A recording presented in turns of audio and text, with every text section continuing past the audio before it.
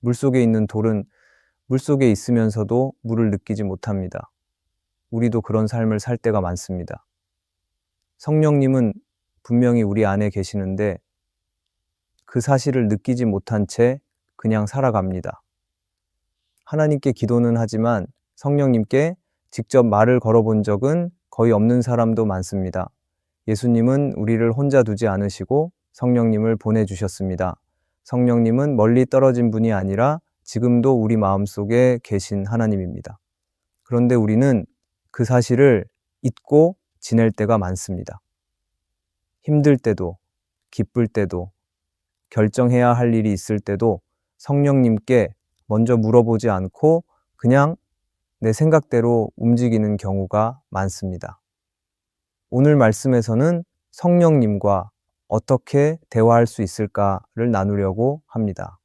성령님은 우리가 먼저 마음을 열고 다가가기를 기다리고 계십니다. 이제 그 대화를 시작해 보면 좋겠습니다. 첫째, 성령님이 내 안에 계시다는 사실을 믿음으로 받아들이는 것부터 시작해야 합니다. 많은 사람들은 하나님은 하늘에 계시고 예수님은 오래전에 이 땅에 오셨다고는 알고 있습니다.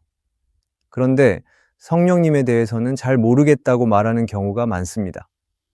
마음으로는 성령님이 계시다고 믿는다고 하지만 실제로는 그분이 내 안에 계시다는 것을 잘 느끼지 못하고 살아갑니다. 그래서 성령님과 대화한다는 것도 어색하게 느껴지곤 합니다. 하지만 성경은 분명하게 말합니다. 예수님을 믿는 사람 안에는 성령님이 계십니다.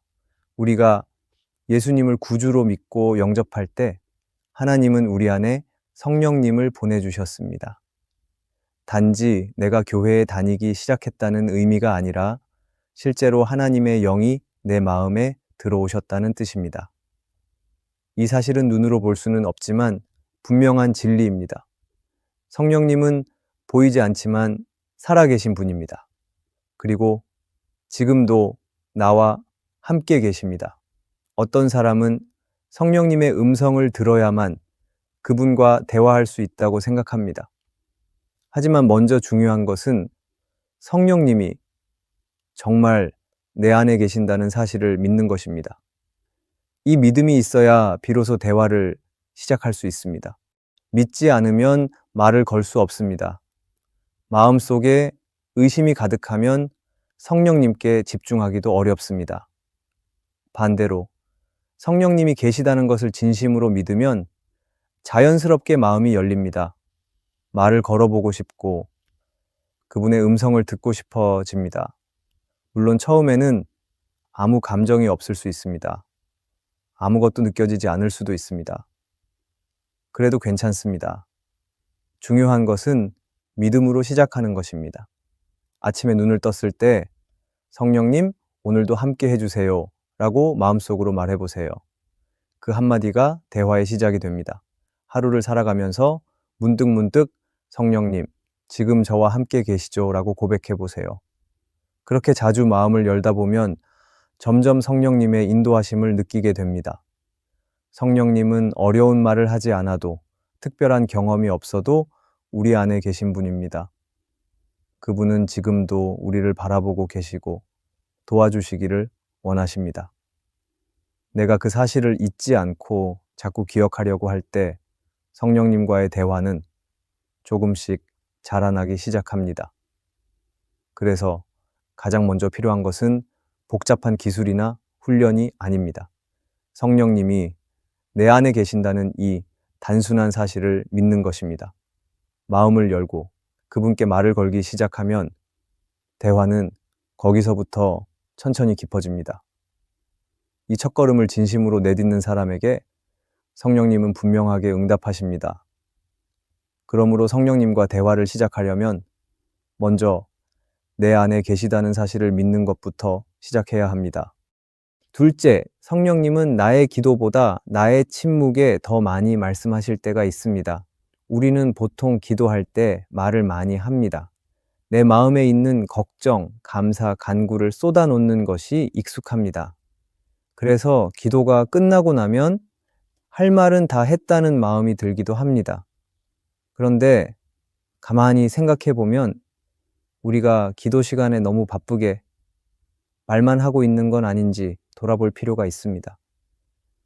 혹시 성령님의 말씀을 들을 기회를 내가 막고 있는 것은 아닐까요?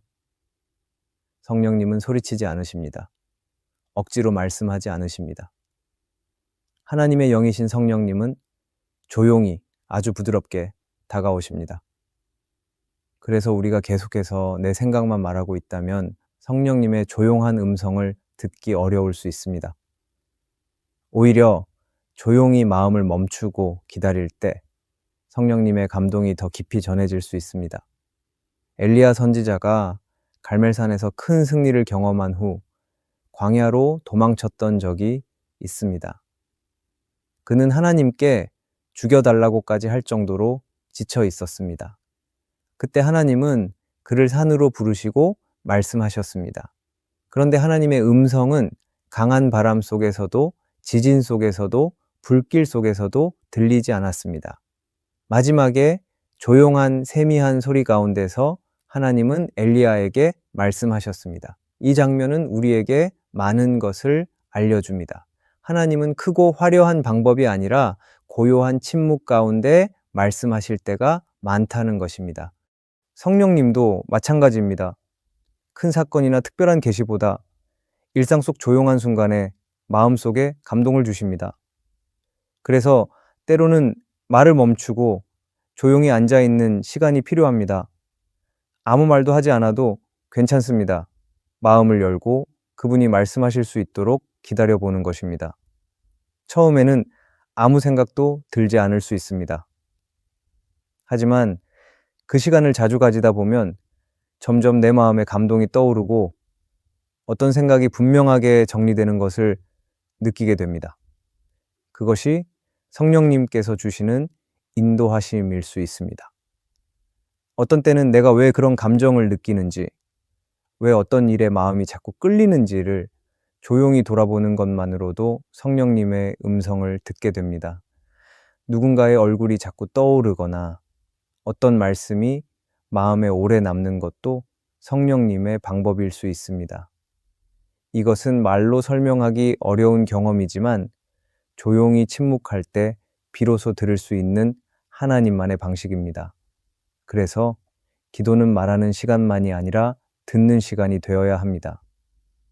내가 다 말하고 끝내는 것이 아니라 말한 후에는 조용히 머무는 시간이 필요합니다. 그 조용한 시간 속에서 성령님은 내게 말씀하시고 방향을 주시고 마음을 만져주십니다. 이 은혜는 말보다 침묵이 클 때 경험하게 됩니다. 기도할 때마다 짧은 시간이라도 침묵의 자리를 만들어 보세요. 1분이라도 좋습니다. 핸드폰을 내려놓고 음악도 꺼두고 조용히 앉아 성령님께 이렇게 말해 보세요. 지금 제 마음에 말씀해 주세요. 그렇게 귀 기울이다 보면 아주 작고 부드러운 감동 속에서 성령님의 음성이 들려오기 시작합니다. 성령님은 우리가 말할 때도 함께 하시지만 우리가 조용히 있을 때 더 깊이 말씀하실 때가 많습니다. 그러니 성령님과 대화를 더 깊이 나누고 싶다면 말만 하지 말고 그분 앞에 조용히 머무는 시간을 가져보는 것이 좋습니다. 침묵 속에서 들려오는 그분의 음성은 말로 표현할 수 없는 큰 은혜가 됩니다. 성령님은 나의 기도보다 나의 침묵에 더 많이 말씀하실 때가 있다는 것을 기억하기 바랍니다. 셋째, 하루의 일상에서 순간순간 성령님께 말을 걸어보세요. 성령님과 대화하는 일은 꼭 조용한 장소에서 무릎을 꿇고 기도할 때만 가능한 것이 아닙니다. 오히려 우리가 살아가는 평범한 하루 속에서도 얼마든지 시작할 수 있습니다.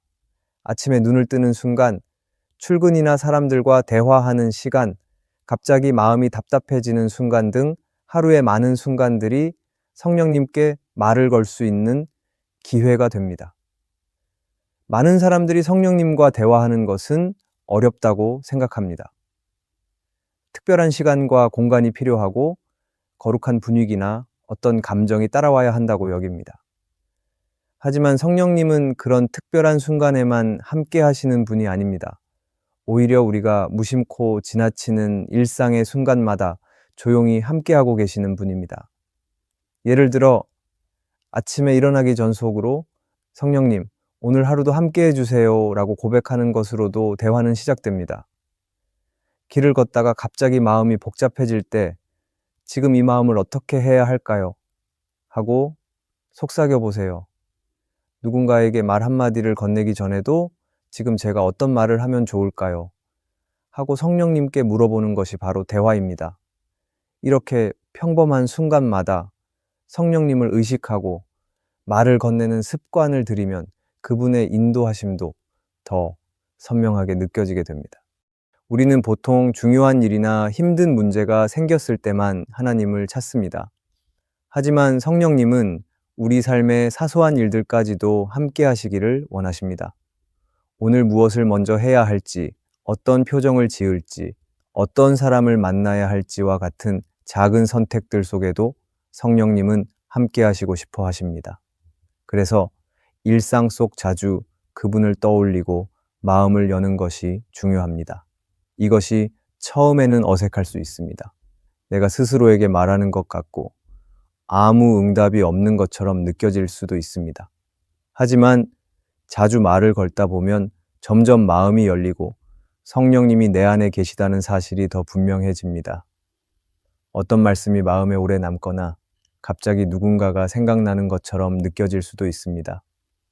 이런 순간들은 성령님이 주시는 작은 응답일 수 있습니다. 성령님은 멀리 떨어져 계신 분이 아닙니다. 우리가 조용히 마음을 여는 그 순간에도 가까이에서 함께 하시며 들으십니다. 꼭 특별한 말이나 길고 멋진 기도를 하지 않아도 괜찮습니다. 그저 진심으로 지금 제 마음을 아시지요 라고 속삭이듯 말해보세요. 그렇게 작은 대화를 자주 나누는 삶은 점점 성령님의 인도하심 안에 머무는 삶으로 바뀌게 됩니다. 하루를 살아가는 동안 문득 떠오르는 그 짧은 생각, 작게 내뱉는 한마디 기도 속에 성령님과의 대화가 있습니다. 그분은 언제나 우리와 대화하시길 기다리고 계십니다. 그러니 하루의 순간순간 성령님께 말을 걸어보세요. 그때 우리의 평범한 일상이 하나님의 동행으로 채워지는 것을 경험하게 됩니다.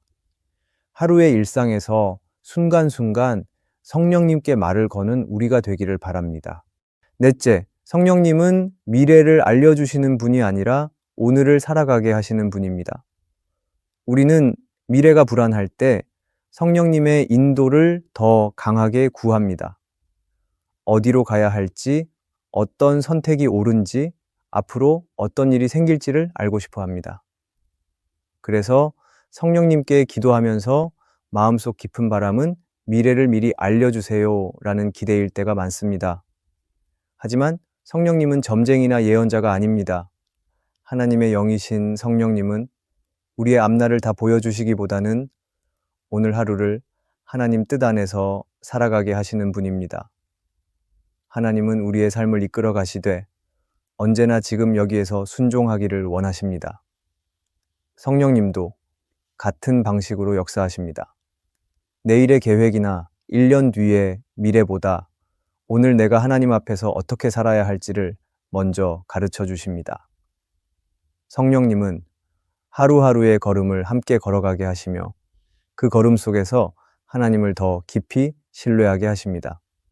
팀 켈러 목사도 그의 책 기도에서 이렇게 말했습니다. 하나님은 때로 우리에게 미래를 보여주시기보다 현재를 인내하게 하심으로 더 큰 믿음을 만들어 가십니다. 이 말처럼 성령님은 우리가 다 이해하지 못하더라도 지금 이 순간 하나님을 붙드는 법을 배우게 하십니다. 인생의 방향이 명확해지지 않아도 오늘 하나님 앞에서 흔들리지 않는 마음을 갖게 하시는 것이 바로 성령님의 인도하심입니다. 성경에도 비슷한 이야기가 나옵니다. 아브라함이 하나님의 부르심을 받을 때 하나님은 그에게 목적지를 미리 보여주시지 않았습니다. 내가 내게 지시할 땅으로 가라고 하셨습니다. 아브라함은 어디로 가는지도 모르고 떠났습니다. 중요한 것은 그가 지금 하나님의 말씀에 순종했다는 것입니다. 미래를 알았기 때문에 떠난 것이 아니라 지금 주신 말씀을 믿었기 때문에 순종한 것입니다. 성령님도 우리 안에서 그런 믿음을 이끌어 가십니다. 우리도 인생의 여러 갈림길 앞에서 성령님께 묻습니다. 이 길이 맞는지, 저 선택이 옳은지.